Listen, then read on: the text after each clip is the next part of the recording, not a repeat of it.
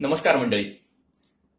नुकतंच केंद्र सरकारने न्यू एज्युकेशन पॉलिसी सध्या डिक्लेअर केलेली आहे. म्हणजे नवं शैक्षणिक धोरण जाहीर केलेलं आहे. तुम्ही सर्वांनीच आता पेपरमध्ये वाचलंय असेल, बातम्यामध्ये ऐकलं असेल. तर नेमके काय आहे या शैक्षणिक धोरणाचा, तुमच्या मुलांना कसा फायदा होऊ शकतो, तुमच्या मुलांमध्ये यामुळे काय फरक पडू शकतो किंवा त्यांच्या करिअरला याचा कसा उपयोग होऊ शकतो, थोडंसं या संदर्भामध्ये सोप्या भाषेमध्ये तुमच्याशी संवाद साधायचा म्हणून हा प्रयत्न आहे. एक सांगायचं झालं तर आता ही जी शैक्षणिक पॉलिसी आहे ती 1986 नंतर आता दुसऱ्यांदा पुन्हा निर्धारित करण्यात आलेली आहे. इस्रोचे जे माजी अध्यक्ष होते के कस्तुरी रंगन, तर त्यांच्या अध्यक्षतेखाली जी समिती नेमण्यात आली होती, या समितीच्या शिफारसींद्वारे ही समिती हे सगळं एक धोरण आता अंमलात येणार आहे. पण नेमकं काय आहे, म्हणजे हे धोरण काय आहे किंवा याच्यामुळे काय होणार आहे, किंवा आपण सध्या ऐकतो की एकदम 10वी-12वीचं महत्व कमी होणार आहे किंवा आता सगळं शिक्षण पद्धतीमध्ये आमूलाग्र बदल होणार आहे. म्हणजे नेमकं काय होणार आहे, तर ते अगदी मी तुम्हाला सोप्या सोप्या उदाहरणांद्वारे म्हणजे एक्सप्लेन करायचा प्रयत्न करतो. या पॉलिसीमध्ये एक सगळ्यात महत्वाची गोष्ट जी आहे की त्यांनी जुना आकृतीबंध बदललाय आणि आता नवीन केलाय, ते तुम्ही सगळ्यांनी ऐकलंय. पण मुख्य एक घटक जो आहे की इयत्ता 5वी पर्यंत आता स्थानिक भाषा किंवा मातृभाषा ती आता ते ठेवण्याचं प्रपोजल त्यामध्ये आहे.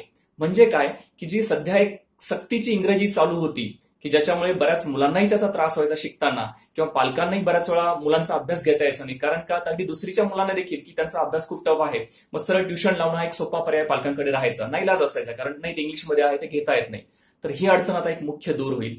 मुलांना त्यांच्या एक तर मातृभाषेमधून किंवा तिथली स्थानिक भाषा जी असेल या भाषेमधून शिकता येईल. इव्हन शिकण्याचंच नव्हे तर त्यांना त्यांची परीक्षा देखील आता त्याच भाषेमध्ये देता येईल. इव्हन हे म्हणजे हा प्रस्ताव तर असा आहे की 5वी पर्यंत किंवा जमलं तर 8वी पर्यंत एक्सटेंड करण्याचं यामध्ये असं म्हटलेलं आहे.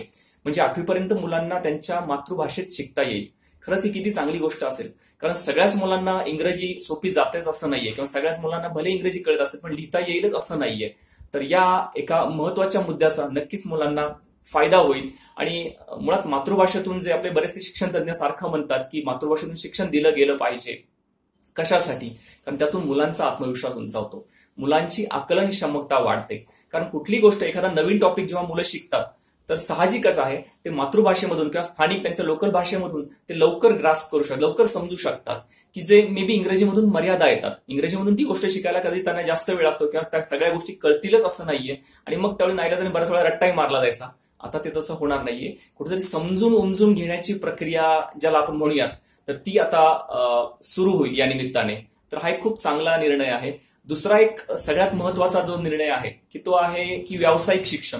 म्हणजे आतापर्यंत जर तुम्ही पाहिलं असेल तर साधारणतः 10वी नंतर व्यावसायिक शिक्षणाला खऱ्या अर्थाने सुरुवात होत होती. म्हणजे एखाद्या मुलाला जर त्याच्या पोट पाण्याच्या सोयीसाठी जर काही शिक्षण घ्यायचं असा विचार असेल तर सध्या 10वी पर्यंत नाईलाज होता, कारण 10वी पर्यंत विशेष काहीच ऑप्शन नव्हते. त्याला चुपचाप या सगळ्या पॅटर्न मधून हे सगळं जे आहे ते सगळे विषय कंपल्सरी शिकून मगच त्यानंतर 10वीच्या नंतर त्याला व्होकेशनल कोर्सेस ज्याला म्हणतात त्याला ऍडमिशन घेता येत होती.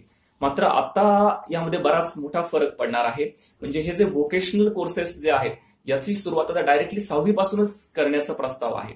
6वी पासून प्रस्ताव म्हणजे की आता एखाद्या मुलाला समजा कार्पेंट्री आवडते, किंवा एखाद्या मुलाला समजा ड्रॉइंग डिझायनिंग आवडते, एखाद्याला क्राफ्टमध्ये इंटरेस्ट आहे, एखाद्याला म्युझिकमध्ये इंटरेस्ट आहे, तर अशा किंवा ज्याच्यातून त्याला उद्या काहीतरी उदरनिर्वाहाचं साधन बनू शकेल असं कुठली गोष्ट, तर या विषयांमध्ये त्याला जर इंटरेस्ट असेल तर तो विषय स्वतःहून एखादा त्या विषयामध्ये अभ्यास 6वी पासूनच सुरू करू शकतो. आणि त्याच्याशिवाय त्यासोबत त्याला इंटर्नशिप देखील जोडलेली आहे. बघा, इंटर्नशिप शब्द आपण जनरली ग्रॅज्युएशनला वापरतो, ग्रॅज्युएशन लास्ट इयर किंवा ग्रॅज्युएशन झाल्यानंतर वापरायचो. आता तो 6वी पासून सुरू होणार आहे.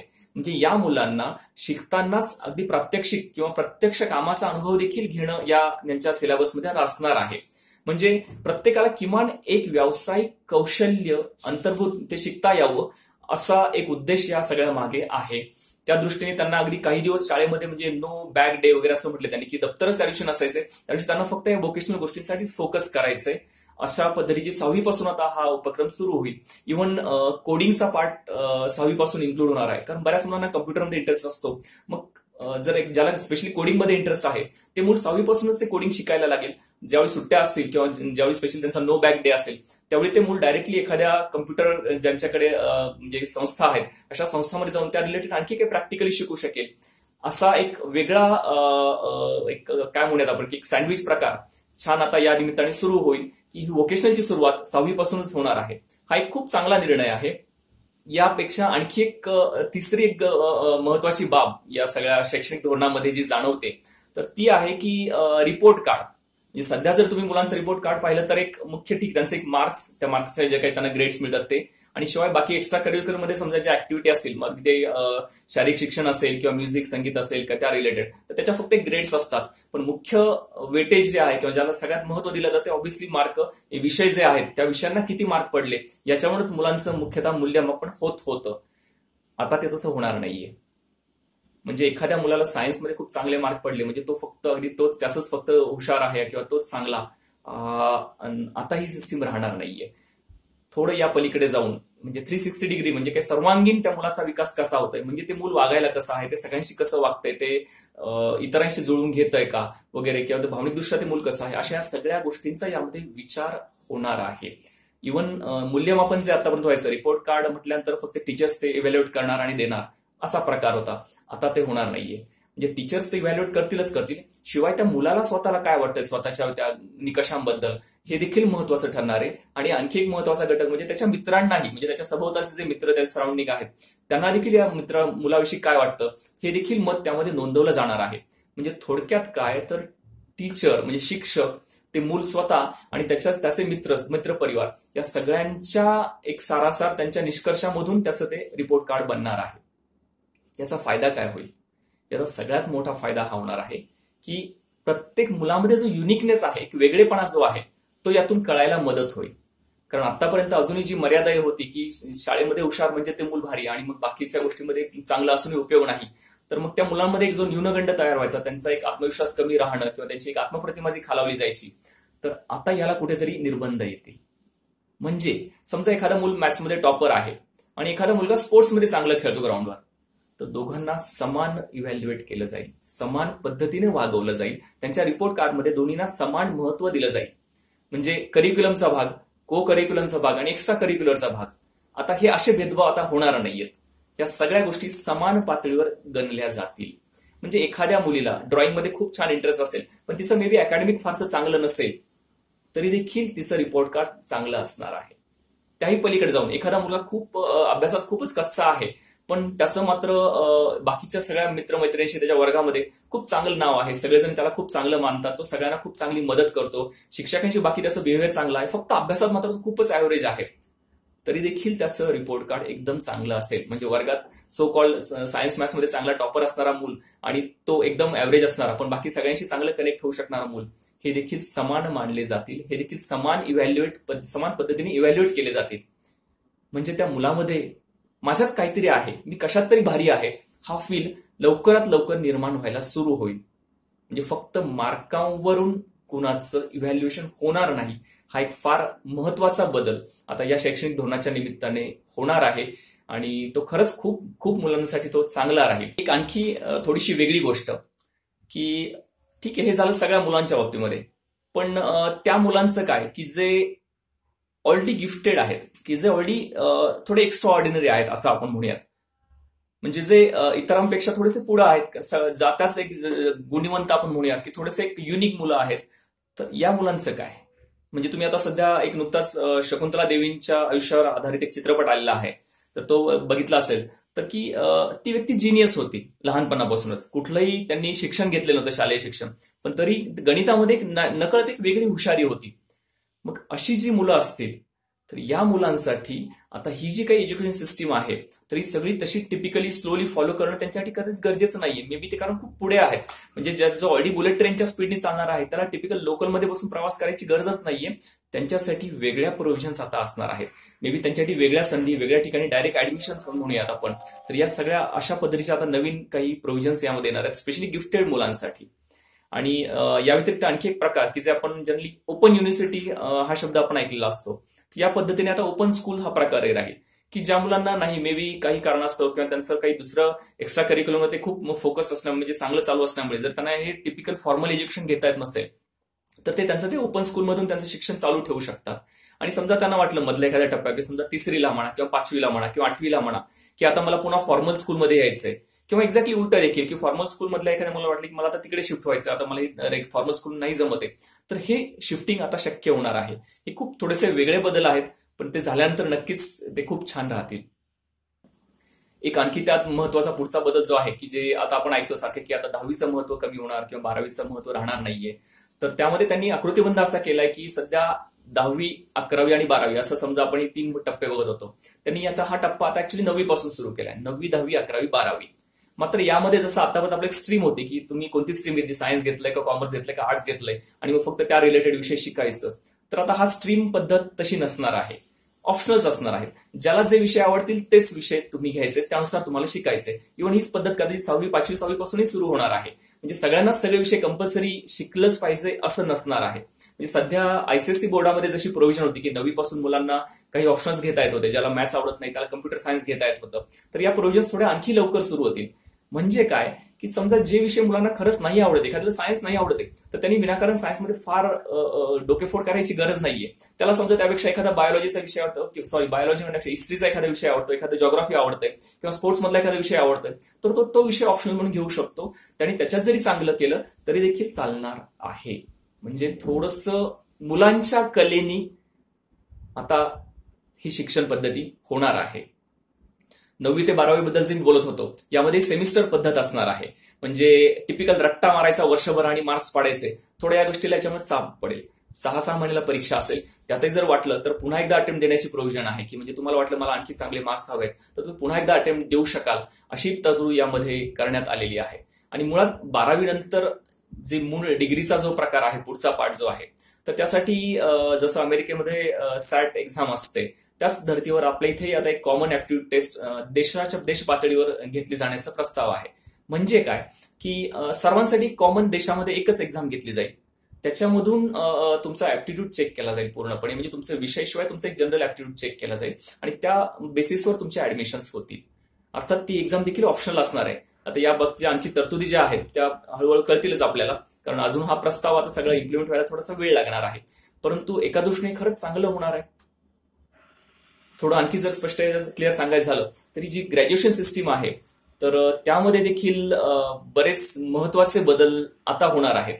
म्हणजे आतापर्यंत जे होते की 3 वर्षाचे ग्रॅज्युएशन होते किंवा 4 वर्षाचे ग्रॅज्युएशन होते, त्याऐवजी आता डायरेक्टली 3 किंवा 4 वर्षाचं ग्रॅज्युएशन असा प्रकार ठेवलेला आहे. मात्र यामध्ये एक महत्वाचा जो बदल आहे, मी तुम्हाला उदाहरणाद्वारे सांगतो की माझ्याकडे बऱ्याच वेळा मुलं येतात की इंजिनिअरिंग समजा सेकंड इयर ज्यांचं झालेलं असतं किंवा थर्ड इयर झालेलं असतं आणि त्यांची अडचण अशी असते की मला इंजिनिअरिंग ऍक्च्युली करतोय मी, पण आता आवडत नाहीये किंवा मला ते झेपत नाहीये. मी केलं, फर्स्ट इयर माझं क्लिअर झाले, सेकंड इयर किंवा क्लिअर झाले, पण आता पुढचे सब्जेक्ट आणखी हार्ड वाटतात आणि मला हे सोडून द्यावंसं वाटतंय. तर अशावेळी त्या मुलांची अडचण अशी असते की आता जर पुन्हा सोडून नवीन काही करिअर करायचं म्हटलं, पुन्हा त्यांना शून्यापासून सुरुवात करावी लागायची. म्हणजे त्यांना अगदी 12वी पासून पुन्हा नव्याने म्हणजे गणलं जायचं. आता ही अडचण येणार नाहीये. म्हणजे यासाठी खास आता क्रेडिट सिस्टीम हा प्रकार आता त्यामध्ये येणार आहे. ऍक्च्युली परदेशामध्ये बऱ्याचशा विद्यापीठामध्ये ऑलरेडी ही सिस्टीम वापरली जाते. आता आपल्या इथेही ती इम्प्लिमेंट होणार आहे. म्हणजे नेमकं काय फरक होणार आहे की समजा एखाद्या मुलाचं इंजिनिअरिंगचं फर्स्ट इयर झालेलं आहे, तर त्याचं आणि तो सेकंड इयर चालू असताना त्याला वाटलं की मला स्विच ओव्हर करायचंय, तो सहज करू शकतो. तो डायरेक्टली समजा त्याला वाटलं मला कॉमर्समध्ये जायचंय, तर तो कॉमर्समध्ये ऍडमिशन घेऊ शकतो. पण मग त्यांनी 1 वर्ष जे शिक्षण घेतलं त्याचं काय, तर हो त्याला काहीतरी वेटेज असणार आहे. म्हणजे मे बी असं समजा की त्याला 10 क्रेडिट पॉईंट्स असतील पहिल्या वर्षाचे, तर ते 10 क्रेडिट पॉईंट्स त्याचे कॅरी होतील त्याच्यासोबत. आणि समजा त्यांनी कॉमर्सला ऍडमिशन घेतलं, तर कॉमर्सला ऑलरेडी त्याचं 10 क्रेडिट पॉईंट्स आणि प्लस पुढचं जे काही तो शिकेल त्यानुसार त्याचे क्रेडिट पॉईंट्स गणले जातील आणि एक ठराविक क्रेडिट पॉईंट झाले की त्याला ती डिग्री मिळेल. म्हणजे गंमत बघा थोडासा, याला ऍक्च्युली त्यांनी एक शब्द वापरलाय की क्रेडिट बँक म्हटलेला आहे.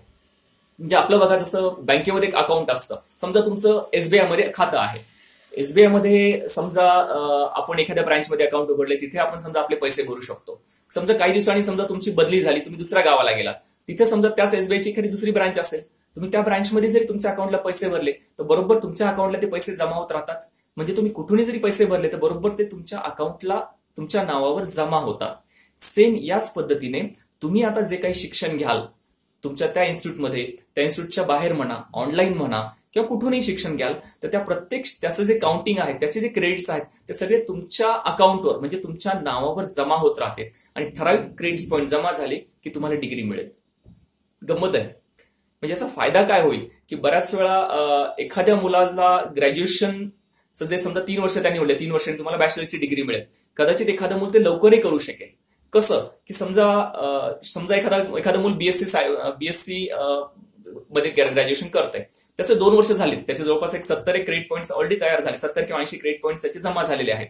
आणि समजा उन्हाळ्याच्या सुट्ट्यांमध्ये त्यांनी आणखी 2 महिन्याचा एखादा वेगळा कोर्स केला, तर त्या कोर्सला देखील काहीतरी वेटेज आहे, त्याचे काही क्रेडिट पॉईंट्स आहेत. समजा ते मिळून जर याचे टोटल व्हायला झाली समजा 80-90, तर मे बी त्याचं 2.5 वर्ष झालेले असताना त्याचे क्रेडिट पॉईंट्स पूर्ण होऊन जातील आणि त्याची डिग्री लवकरही कम्प्लीट होऊ शकेल. हा एक मुख्य फायदा यामध्ये आहे. याचबरोबर आता एक म्हणजे गमतीने आता सध्या जे म्हटलं जाते की आता IIT मध्ये माणुसकीचा शिरकाव होणार आहे. म्हणजे IIT मध्ये देखील आता ह्युमॅनिटी वगैरे असे विषय देखील आता मुलांना शिकता येतील. किंवा समजा एखादा इंजिनिअरिंगचा स्टुडंट आहे, तर इंजिनिअरिंगच्या स्टुडंटला समजा त्याला शिकताना वाटते की नाही, मला हिस्ट्रीमध्ये पण इंटरेस्ट आहे, मला हिस्ट्री पण शिकायला आहे, किंवा मला सायकोलॉजी आवडते, मला सायकोलॉजी शिकायचंय, तर येस, आता ते शिकता येईल. कारण समजा इंजिनिअरिंग तुम्ही शिकताय, इंजिनिअरिंगला मे बी कोर ते क्रेडिट पॉईंट समजा 70 पॉईंट्स असे असतील की जे तुम्हाला खास इंजिनिअरिंगचे विषय घेऊन तुम्हाला मिळवायचे असतील. पण मे बी 30 क्रेडिट पॉईंट्स असे असतील की जे तुम्ही तुमच्या आवडीच्या विषयामधून घेऊ शकता. मग तुम्हाला म्युझिकमध्ये आवड असेल, तुम्ही म्युझिकच्या रिलेटेड काही शिक्षण घेऊन ते पॉईंट्स कव्हर करू शकता. थोडक्यात काय, तुम्ही आता मिक्स पद्धतीमध्ये शिकणार आहात. तुम्ही तुमचा एक कोर विषय आणि शिवाय तुमचे आवडीचे विषय हे एकाच वेळी शिकू शकणार आहात. आतापर्यंत जे चाललं होतं झापड लावून की कॉमर्सचा विद्यार्थी बस कॉमर्सचे विषय, बाकी काही संबंधच नाही. आता कॉमर्सचा विद्यार्थी इंटरेस्ट असेल तर सायकोलॉजी सुद्धा शिकू शकतो सायमल्टेनियसली त्याच वेळी, आणि ते तेवढंच महत्व देऊन देखील. सो ही एक क्रेडिट सिस्टीम चांगली आहे. इव्हन याला मल्टी एंट्री आणि मल्टी एक्झिट असा एक पॅटर्न याला म्हटलेला आहे. की समजा पहिलं वर्ष तुम्ही ग्रॅज्युएशन केलं आणि तुम्हाला काही कारणास्तव नाही शिकता आलं, तर तुम्ही फक्त फर्स्ट इयर कम्प्लीट असं तुमचं जे आतापर्यंत व्हायचं, आता ते होणार नाहीये. तुमचं ऍटलीस्ट 1 वर्ष कम्प्लीट झालंय, तुम्हाला त्याचं सर्टिफिकेट मिळेल. समजा तुमचे 2 वर्ष झाली ग्रॅज्युएशनची आणि तुम्ही समजा सोडून दिलं, काही कारणास्तव नाही जमलं तुम्हाला, तर तुम्हाला ऍटलीस्ट डिप्लोमाचं सर्टिफिकेट मिळेल. म्हणजे काय की तुम्ही जे करताय त्या प्रत्येक गोष्टीची नोंद घेतली जाईल. तुम्ही दिलेला वेळ, तुम्ही घेतलेलं शिक्षण, या प्रत्येक गोष्टीला आता वेटेज असणार आहे. कुठेतरी एक सेंट्रल सिस्टीम अशी राहणार क्रेडिट सिस्टीम की त्याद्वारे तुमचं सगळं शिक्षण काउंट केलं जाईल. त्या प्रत्येक गोष्टीला त्याला महत्व असेल. आणि नंतर समजा तुम्हाला वाटलं 2 वर्षांनी की नाही, मला पुन्हा माझं ते कंटिन्यू करायचं, यस, तुम्ही ते कंटिन्यू करू शकता. किंवा नंतर तुम्हाला वाटलं की नाही, मला दुसरीकडे ते कंटिन्यू करायचं, दुसऱ्या एखाद्या वेगळ्या विषयात मला जाऊन शिकायचंय, तुम्ही तेही करू शकता. तुमचे इकडचे पॉईंट्स देखील तिकडे काही प्रमाणात कॅरी होणार आहे. म्हटलं तर हे खरंच आता या गोष्टी जेव्हा आता इम्प्लिमेंट होतील, तर त्यामुळे मुलांना नक्कीच बराच फायदा होईल. आणि एक महत्वाचा आणखी एक शेवटचा घटक त्यामध्ये जो त्यांनी म्हटलेला आहे की जो आता आणखी म्हणजे त्याला परवानगी दिलेली आहे की परदेशातले काही चांगले दर्जेदार विद्यापीठ जे आहेत त्यांनाही आता भारतामध्ये त्यांच्या संस्था त्यांचं शिक्षण देण्यास परवानगी देण्यात आलेली आहे. म्हणजे या निमित्ताने मुलांना जे बाहेर जाण्याचे प्रमाण होतं की बाहेर जाऊन शिकण्याचं जे होतं, आता त्या संधी जर ती कॉलेजेस जर इथे येत असतील, त्या विद्यापीठ जर इथे येत असतील, तर आपल्याला इथल्या इथं दर्जेदार शिक्षण मिळायला देखील मदत होईल. म्हणजे थोडक्यात काय, तर आता हे जे नवीन शैक्षणिक धोरण आहे, हे जर यात जे आता ज्या पद्धतीने त्यामध्ये या गोष्टी सगळ्या मांडलेल्या आहेत, या जर आता हळूहळू चांगल्या पद्धतीने इम्प्लिमेंट केल्या गेल्या, तर नक्कीच हे पुढचं चित्र तुमच्या मुलांसाठी खूप चांगलं असेल. मुळात हा समवर्ती सूचीमधला हा विषय असतो. म्हणजे शिक्षण ही गोष्ट अशी आहे, याच्यावर राज्य सरकार आणि केंद्र सरकार दोघंही कायदे करू शकतात. आता केंद्र सरकारने यानुसार हे निर्देश दिलेले आहेत, तर यानुसार राज्य सरकारही जेव्हा यामध्ये बदल करून यानुसार या सिस्टीम जेव्हा इम्प्लिमेंट केल्या जातील, तर तुमच्या मुलांना याचा नक्कीच खूप फायदा होईल अशी आशा करायला हरकत नाही. धन्यवाद.